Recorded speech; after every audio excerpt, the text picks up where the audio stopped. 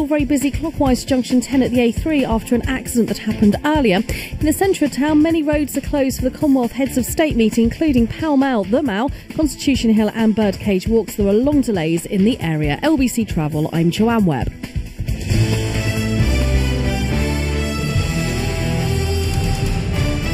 This is LBC from Global, leading Britain's conversation. Ring Rees-Mogg now. 0345 6060 973. Jacob Rees-Mogg on LBC. Hello, it's 9 o'clock on Monday the 16th of April. This is Jacob Rees-Mogg bringing you the first edition of Ring Rees-Mogg on LBC.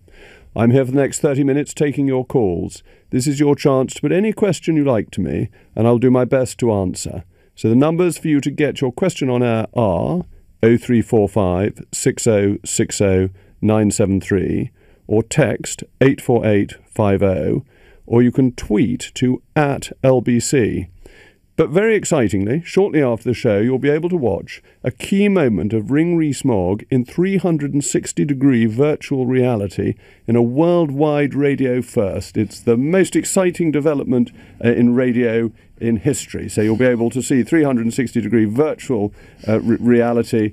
It's better than the snickometer and all of that you get with the cricket. So straight to the first call, and It is, and thank you very much indeed, Mr. Rees-Mogg. It's Marco in Cambridge. You're through to Jacob Rees-Mogg. Go ahead, Marco. Good morning, Mr. Rees-Mogg. Good morning. Thank you for calling. Yes, thank you for having me. I would like to ask, given the circumstances surrounding post-Brexit needs to negotiate favourable bilateral trade deals, especially with the US, do you think it is right for the British government to therefore be morally and militarily subservient to the US government?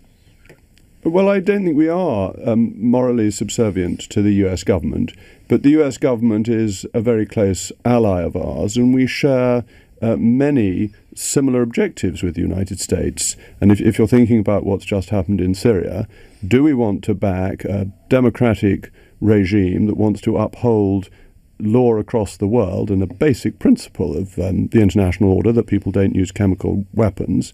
Or do we want to put ourselves on the same side as the leader of a rogue state? Marco?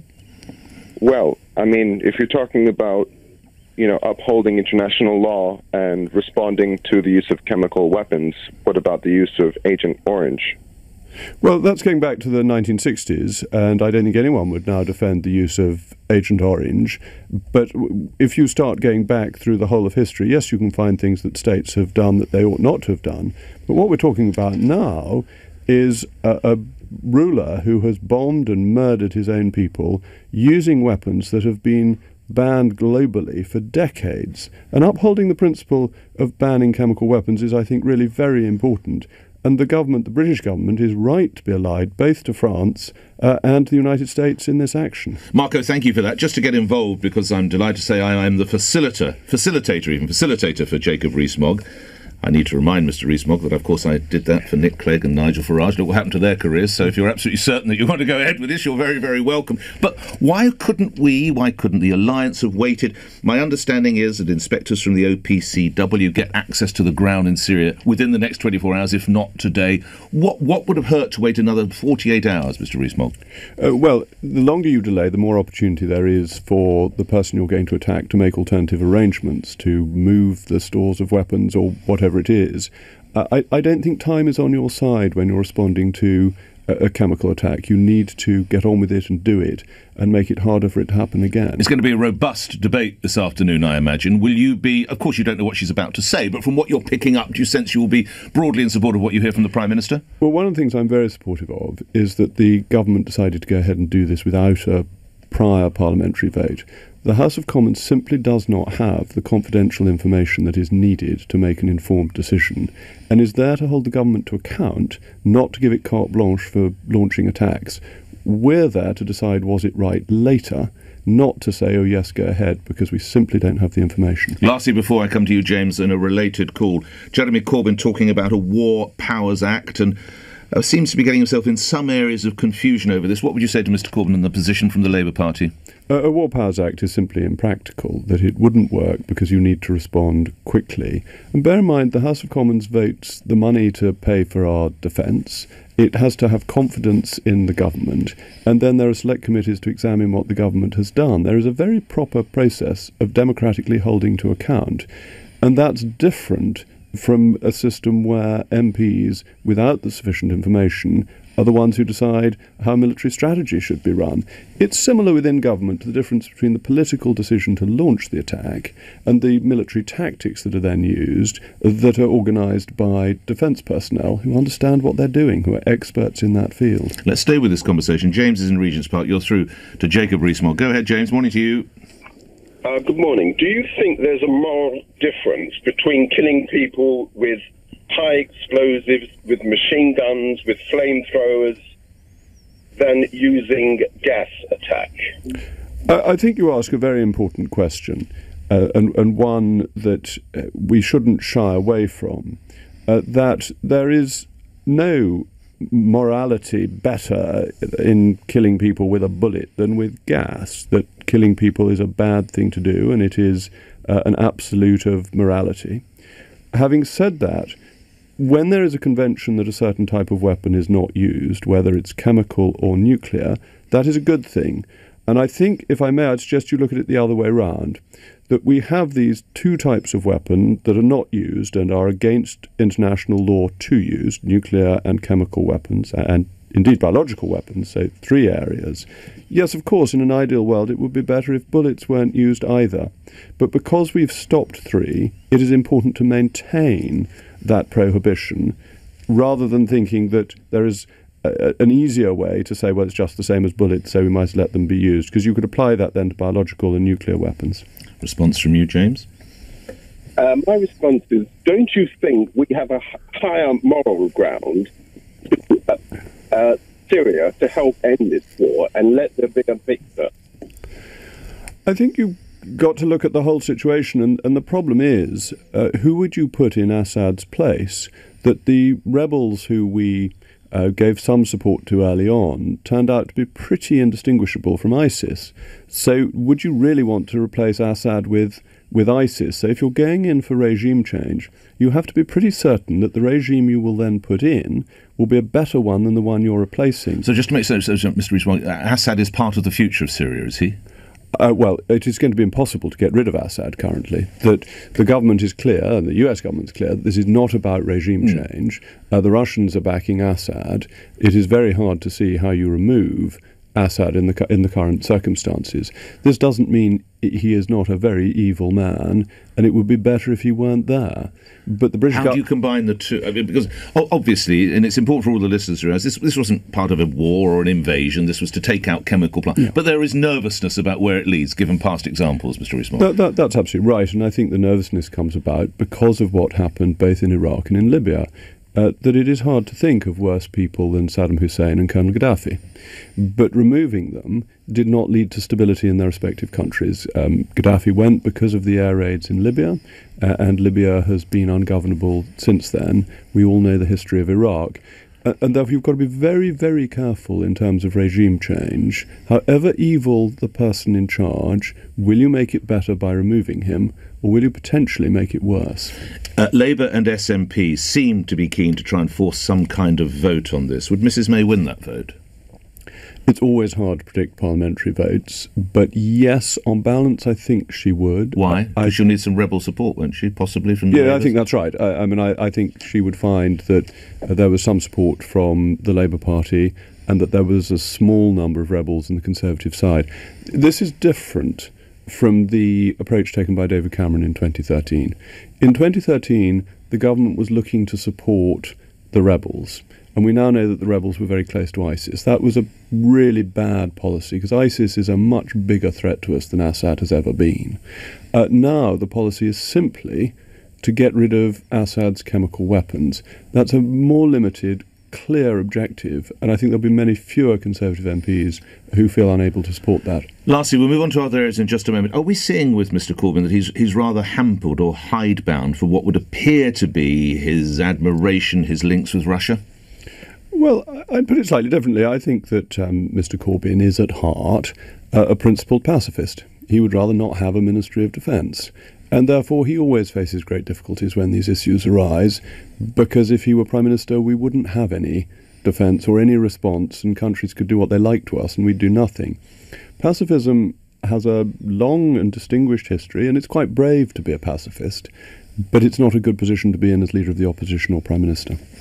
Let's get to Daniel in Nottingham. A change of tack. Daniel, you're on the radio. Good morning. Good morning. Good morning, Jacob. Good morning. Hi, I'd just like to give you a couple of quick national statistics to contextualise my question, if I may. Mm-hmm. From 2010 until Q3 2014, the trend in relation to knife crime was that it fell. From Q3 2014, that has reversed and knife crime continues to rise. Similarly, in relation to young people convicted of carrying knives, from 2010, the trend was that it fell. From Q3 2014 up until today, that's reversed and rises. Q3 2014 was the exact point the police implemented Theresa May's diktat of scaling back stop and search. So in light of these statistics, what's been happening in London over the past few months, do you think it's time for the government to reconsider its approach in respect to stop and search nationwide? Well, you've always got to be careful about causalities in quoting statistics, because other things change at the same time, and things happen more broadly within society. So I think you've got to be careful about making the direct correlation.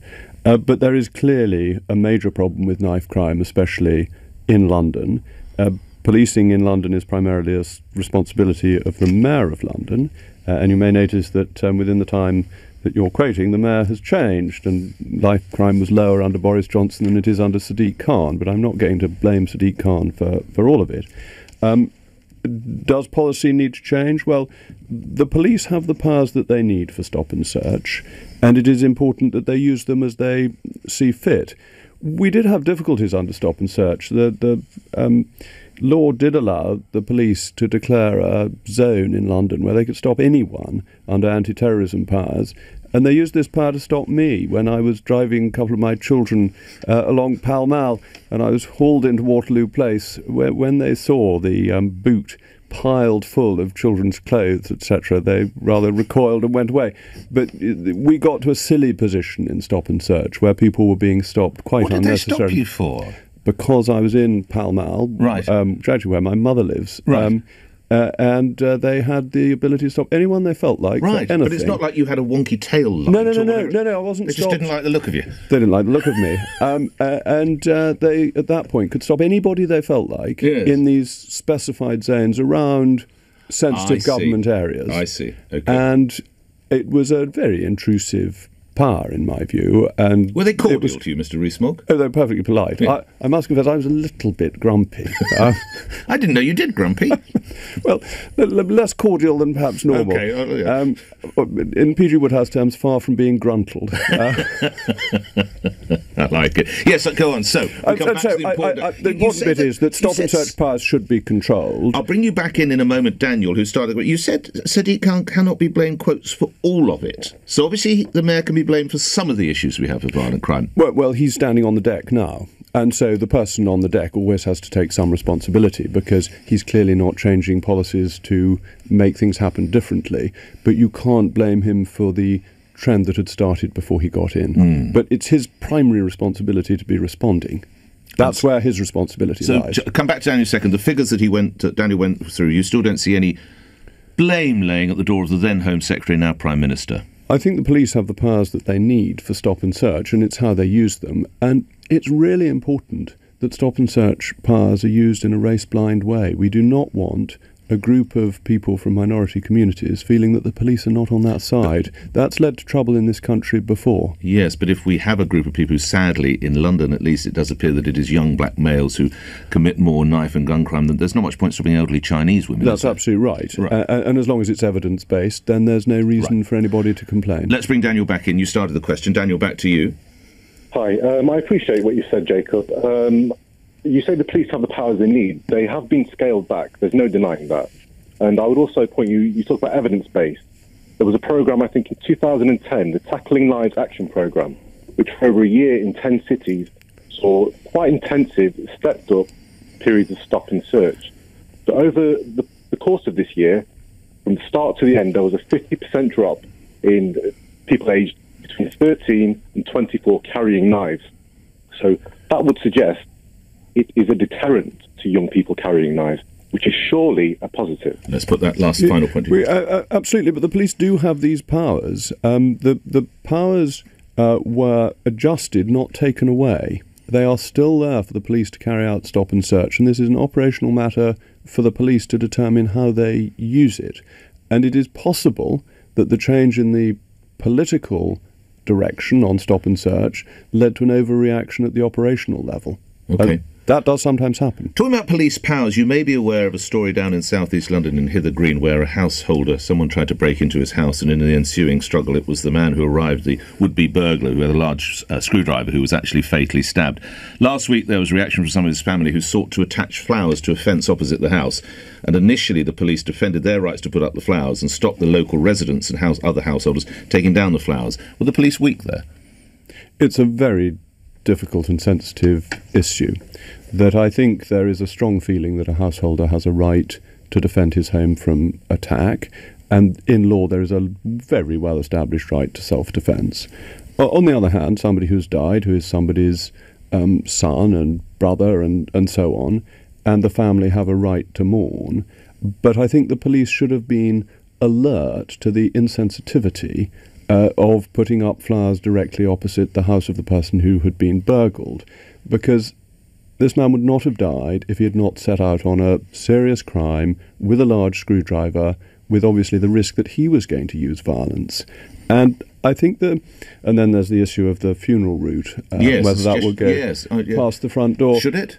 I think it would be better if it didn't. But we shouldn't forget that somebody's son and brother has died, and that there is always some residual sympathy for a death, even if the person was doing something wrong in the first place. You don't normally go past the hospital, though. If you lose someone in a hospital, you normally go from the home to the church or wherever it might be, the mosque or wherever you want to go. That's absolutely right. It seems odd to want to go past the house, and I think the police have to be careful about the powers they use, because we're a free country, and if you want to go past somebody's house, you're entitled to do so. At what point does it become an act of harassment by the family of the person who died against the householder who was burgled? And that's when the police ought to use powers to intervene. Ravi is in Isleworth, changing the subject. Ravi, go ahead. Good morning. Yes, good morning, gentlemen. Hello, sir. Quick question. I'm 46, second-generation British Indian. Would you agree with me, Jacob, that the Commonwealth Summit, which kicks off in London, causing 4 days of chaos, has no function in the present day? And would you also agree with me that Theresa May should not apologise for the British Empire in the past? For the following reason: you can learn from history, but you cannot blame history. Well, this is Emily Thornberry, the Shadow Foreign Secretary of Labour, apologies, and suggestion that at Chogham taking place later this week, the Queen should offer some form of apology. I'm not quite sure what the Queen should offer, but there should be an apology of sorts. Jacob Rees-Mogg. Well, I think the idea of apologising is absolutely bonkers. You can't apologise for something that you didn't do. If you spill coffee on somebody, you can apologise because that's your fault. If your great-great-grandfather spilt coffee over somebody, you can't, because it's nothing to do with you and there's nothing you can do about it. And I would also add that, yes, the empire had its faults, but it also had its phenomenal successes and is something we should be proud of. We shouldn't be rose-tinted spectacled about it, but we should recognise that the empire did very great things in many parts of the world, and that those we should remember fondly and as a success. And there probably isn't time to give examples, otherwise I happily would. You give us a couple, Mr. Rees-Mogg, of course. I'll give you one. The putting down of the Thuggee in India. The Thuggee were a group who murdered travellers, and the British authorities put it down. They led a campaign to stop it happening and meant people could travel safely in India. But is the Commonwealth achievement? Is the Commonwealth the empire in different clothes? Oh no, the Commonwealth's completely different from the empire. It is a group of friendly countries who have some shared history, who come together voluntarily. Voluntarily. It's an international forum, but one that is beneficial because it involves some very important countries such as India, and it brings a forum together where matters can be discussed perhaps more easily than in the United Nations or in the European Union. Quick response from you, Ravi. Well, yeah, I think, but still I want to know what is the purpose of the Commonwealth. They don't have any kind of clout to defeat terror. It's just like some holiday for, like, say, corrupt leaders of certain continents around the world to meet up in London, cause chaos and traffic, and nothing's ever achieved, apart from should we maintain the monarchy. I don't see any benefit for the last... Quick response from you, Mr. Rees-Mogg, last word on this? I think having friendly relations with countries with whom we have some shared history is very important, and once every couple of years having a meeting is not unreasonable. Thank you for that, Ravi. Staying on a related issue, more than 140 MPs from all parties have signed a letter to the PM expressing concern about many Commonwealth-born, long-term British residents who've been incorrectly identified as illegal immigrants, calling on to find a swift revolution. It's known a bit in the papers as the Windrush row over the ship that brought people here. Where do you stand on that, Mr. Rees-Mogg? I think it's absolutely dreadful. Have you signed that letter? I wasn't asked to, but I completely support it. It's absolutely dreadful that these people are as British as you and I are. And it's really extraordinary that the Home Office is coming out with this ghastly bureaucratic guff saying that they've got to show that they're British. Nobody's asking us to prove that we're British when we go and use public services. I think it's a deep disgrace, and it should be a top priority of the government to sort it out. It's such a bad way of treating people, and it puts bureaucratic rules ahead of people's lives, and I think it's shameful. And for the life of me, I've read it twice. I can't see why they deem it necessary. It's absolutely bewildering. Is it just one of the things where pen pushers have got rather excited? You do wonder about the Home Office sometimes. What do you mean by that? Well, it's not our most efficient government department, is it? Is it not?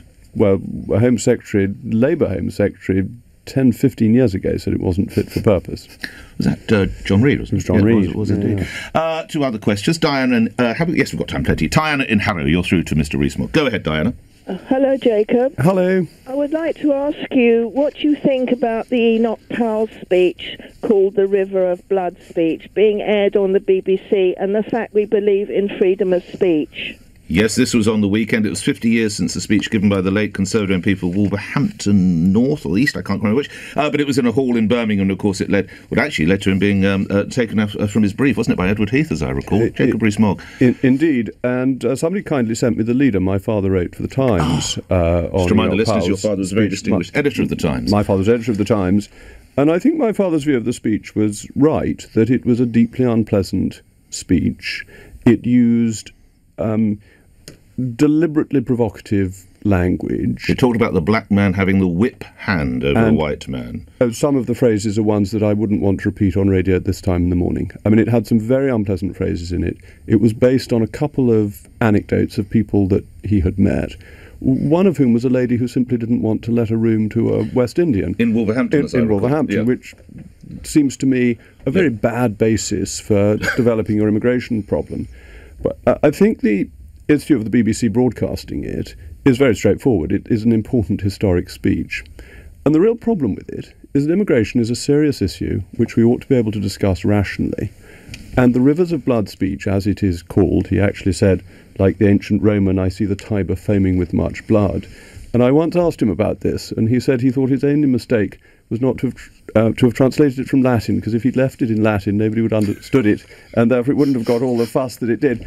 I don't think that was quite right, really. I think it would have got the fuss that it did, because it was an unpleasant speech and made a rational discussion of immigration incredibly difficult, because as soon as people started talking about it, they thought that they were being racist, or in the word used by the Times in 1968, racialist, which was out of fashion. And yet one reads he was one of the most skilled politicians of his generation, Enoch Powell. Is that a fair summation in your view? Enoch Powell was an extraordinarily clever and able man whose reputation is sullied by one awful speech. Quick response from Diana to what you heard, Diana? Yes, I understand where Jacob's coming from on it. I reread it all last night, plus the comments of various editors of various papers. But all I can say is that Enoch Powell actually was not a racist. What he wrote was not the man. And if that, I've read also that Norman Tebbit had said quite a lot of inflammatory. Well, he's not here to defend himself, so let's tread carefully there. But nobody vilified him like they did Enoch Powell, and he was a friend of my father's who was Asian, and he was a great friend to my father and did a lot of after-dinner speeches. I think nobody who knew Enoch Powell says that he was a racist. But unfortunately, that speech is a racist speech. And so in his private life and his personal conduct, that's absolutely clear. On the other hand, his speech was terrible. And any rereading of it, it's why I think the BBC broadcasting it is a good thing, because lots of people say Enoch was right without having ever bothered to read or listen to the speech. It is very hard to read that speech and feel that he is advocating discrimination against tenants who want to rent a room on the basis of their colour, and think that it is anything other than racist. We're coming to the last minute or two of this. I haven't given any questions from the tweets, emails and texts, so let's do one here. Rachel in Bexley, I support Jacob Rees-Mogg on his position of the rights for the unborn child, but does he agree with a buffer zone now in London around about an abortion clinic? This is, of course, in Ealing Borough Council. You may be aware there's now effectively a security zone or buffer zone. Jacob Rees-Mogg. I think this is similar in relation to the balance of rights between the issue of the flowers being put outside the house that was burgled. You have to get in balance whether it is free speech, whether it is a legitimate form of protest which we should protect, or whether it is harassment. I think that free speech is so important that the bar for harassment should be very high, and that if people are just standing outside quietly, they should not be moved on. If, on the other hand, they are shouting at people and causing disorder, then it is legitimate to move them on. And so it really depends on the detailed circumstances. But in principle, free speech and the right to protest is something we should defend, even in circumstances where it's inconvenient for us. I've had protests when I've been speaking at universities. I think they're absolutely legitimate. If people don't like what I'm saying, they should be allowed to come along and disagree with me. So you're saying as long as it's peacefully held, they should be allowed to protest? As long as it's peaceful. Of course, there are laws to protect it. Quite rightly, if I'm harassed, I'm seeking to go somewhere. There are laws in place already. That's right, that's right. One last call. James in Beaconsfield. James, you're through to Jacob Rees-Mogg. Go ahead, James. Good morning, gents. I was just wondering, if the decision goes against having the blue passport made in the UK, what are you going to do about it, Mr. Rees-Mogg? Well, I will still have to have a passport, so wherever it's printed, I will have to have it. My concern is a constituency concern, because De La Rue has a factory in North East Somerset, and I obviously want that factory to prosper and provide employment in North East Somerset. It is unfortunate that De La Rue's bid was £120 million higher than the bid by the Dutch and French consortium. And the government perhaps should go back to De La Rue and say, can you match the price that we're being offered? Because the government has to be careful with taxpayers' money. Thank you for that. One other key issue which I'll address through a text here, which is the problem of anti-Semitism. Kenneth in Dartford, does Jacob Rees-Mogg Labour is now getting on top of the problems of anti-Semitism in the party, or has it merely gone away for a while? Kenneth, you know, it's so astonishing that we're even discussing this, that I didn't realise that this was going on in British politics in 2018, that I thought anti-Semitism was something lost in the mists of times in this country. And it's really horrible that it has re-emerged.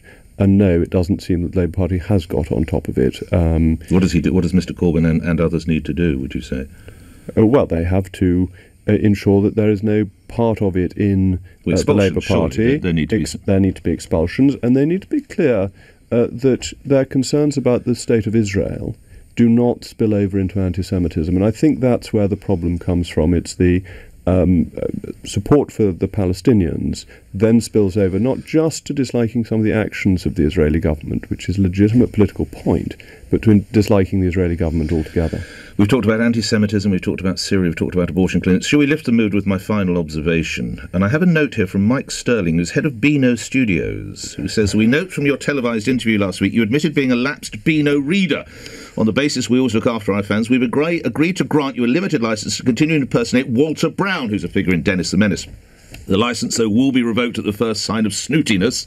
I trust you will work hard to avoid such a situation. Do you intend to carry on impersonating him? I won't admit to the impersonation, but I will say my children recently got a copy of the Beano, and it had in it the most disgusting thing. So if you sneeze, you then have dangling down as if something is running from your nose. It's deeply revolting, which my children have been doing at the weekend. Well, look what they've sent you. I've decided that you should. On our first edition of Ring Rees-Mogg, that's my gift to you if you're listening.